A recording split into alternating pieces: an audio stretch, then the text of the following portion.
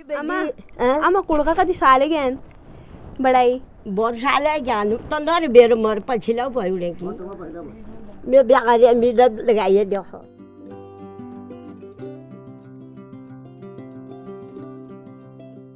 नैनीताल जिले में आपने कुमाटी की बाकली देखी होगी और इस बाकली को देखने के बाद उसकी याद आ गई।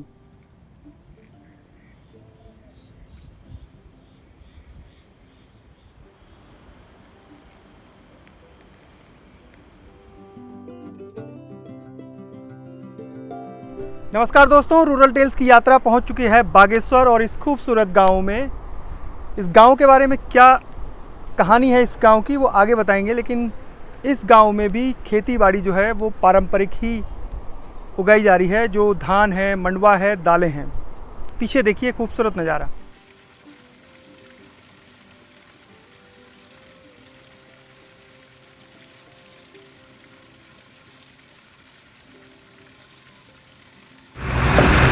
तो ये है वो सड़क जो कपकोट की तरफ जा रही है और बागेश्वर से ठीक 11 किलोमीटर की दूरी पर ये गांव बसा हुआ है।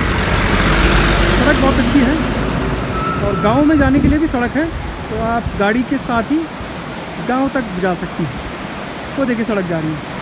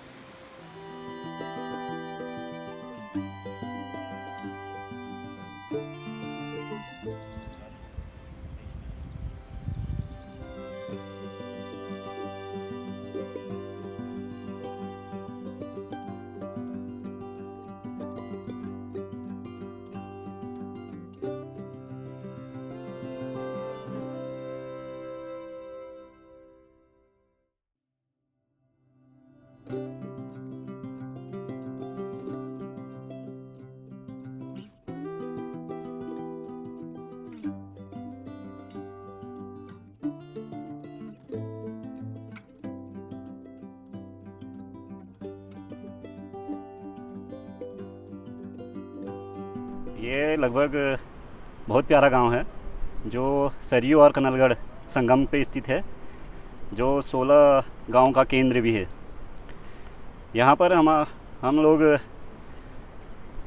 कई प्रकार की खेती करते हैं, जैसे अबरक हो गया, जिसे पहाड़ी भाषा में गडेरी, धान, मंडवा और भट और मांस। अन्य फसलों का भी यहाँ पर सीजनली वाइज उगाई की जाती है। अगर आना हो इस गांव में तो कैसे रूट में?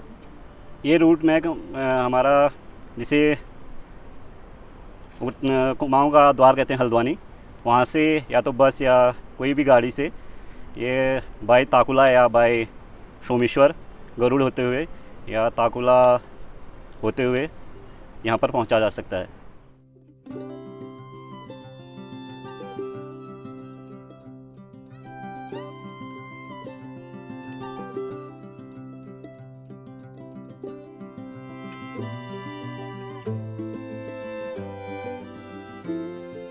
गढ़वाल में या कुमाऊं में पारंपरिक रूप से जो फसलें तैयार की जाती थी इस तरीके से, देखिए इस खेत में चौलाई भी है, मंडवा भी है और दाल भी है, यानी मिक्स्ड क्रॉप है। और ऐसे ही पहाड़ों में जो गांव है वहाँ पर मिक्स्ड क्रॉप उगाई जाती थी, ताकि अगर एक फसल को दिक्कत हो तो दूसरी तो कम से कम सही हो। ये यहाँ पर सबसे मेन तो यहाँ पे सरयू और कनलगढ़ के बीच में ये गांव बसा है।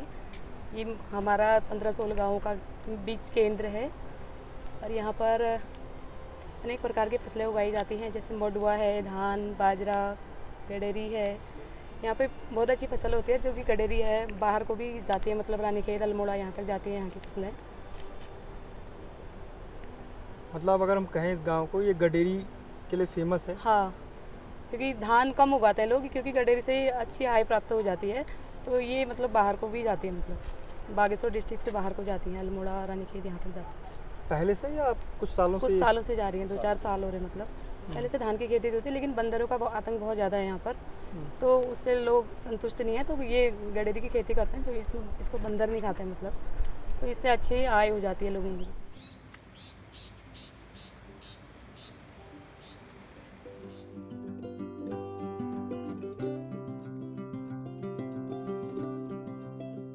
ये हर्षला गांव जो है कि हरि माने भगवान, शिला माने पत्थर। यहाँ पर जो है कि शिव मंदिर है नीचे नदी किनारे, तो वहाँ पर जो है बहुत बड़ा पत्थर है शिला। वो वहाँ से कैलाश पर्वत से वहाँ से आई है, कैलाश से आया करके पत्थर ही है। तो प्राचीन इतिहास जो है उस शिला के हिसाब से यहाँ पर हर्षला गांव बसा, नाम पड़ा इसका। इस गांव में दो नदियाँ पड़ती हैं। एक कर्णगढ़ आती है, कर्ण राजा का किला था, वहाँ से एक नदी आती है, उसका नाम कर्णगढ़ है, कनलगढ़ बोलते हैं। और ये सरयू नदी है। ये दो नदी सरयू आती है, तो ये नदी में 100 धाराएँ हैं। 100 जगह से पानी निकलता है, उसको सरयू नाम से माना गया है।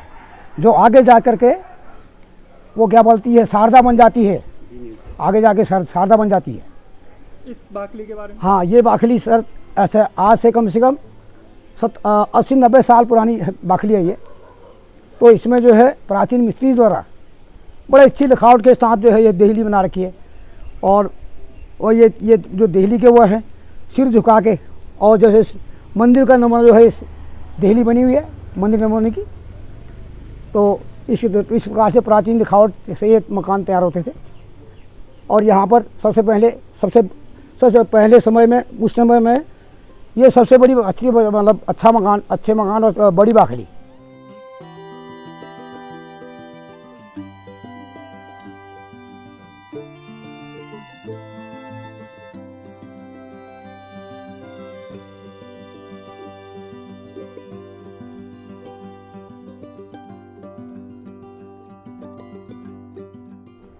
ये क्या है, इसमें जो है 4 ब्रदर थे, उनने जो है इसकी रूपरेखा बनाई।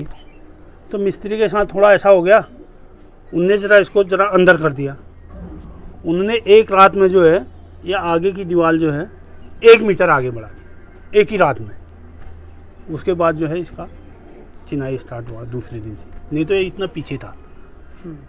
बाकी ये 4 भाइयों ने बनाया है। मेरे पिताजी सबसे छोटे हुए। कैसे बना, क्या कॉस्ट लगी होगी, कितना समय?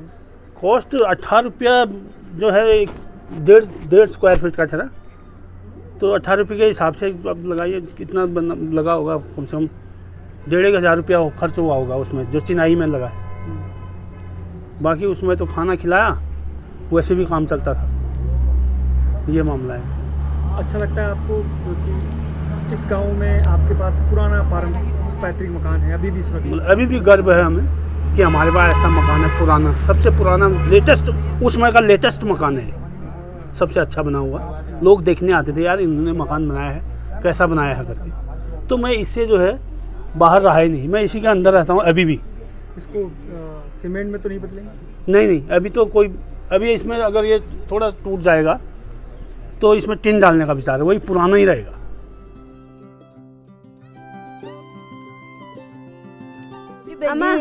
आमा कुड़का कति साले गएन बढाई? वर्षाले जानु तन्दारे बेर मर पछिला भयो कि मे बिहारे मिला लगाइए देखो। मतलब कति साले गए? 100-200 क्या लगे ना 100 ना रहा। अच्छा, ओके। 100 नहीं रहा। और मतलब पहली भी नया कति बदलाव, अचानक कति बदलाव, पहली भी कति गाड़ी भी ना काम करनी, और अब कति अब गाड़ी भीड़ तो कभी पैरी जान कभी चाबी जा रोड पे देख अब चैन नहीं भाई। अब कभी लोग खुद बंदर खा ले रहे नहीं खा रहे है, कोई आदमी बंदर खा रहे है, ऐसा उसा है कोई कारोबार ना करना है।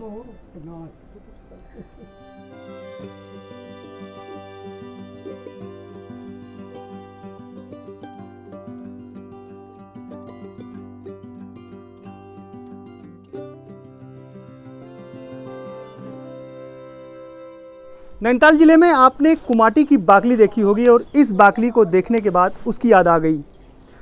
इसके ठीक दुगनी थी वो बाकली, और अभी भी उस गांव के लोगों ने उसको संभाल कर रखा हुआ है।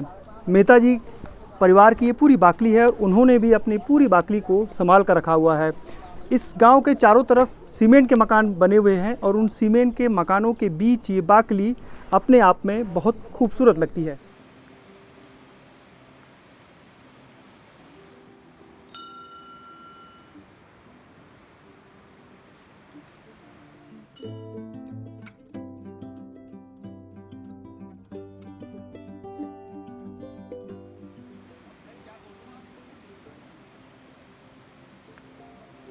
नेचुरल ब्यूटी साहब ये सरयू नदी है और वहाँ से मतलब गोमती समझिए उसके प्रकार की, हम लोग कनलगढ़ कहते हैं उसको, वह गोमती के रूप में ही है। बीच में जो सौंदर्य मतलब प्राकृतिक में यहाँ है इस गांव का है वो कहीं नहीं मिलेगा आपको।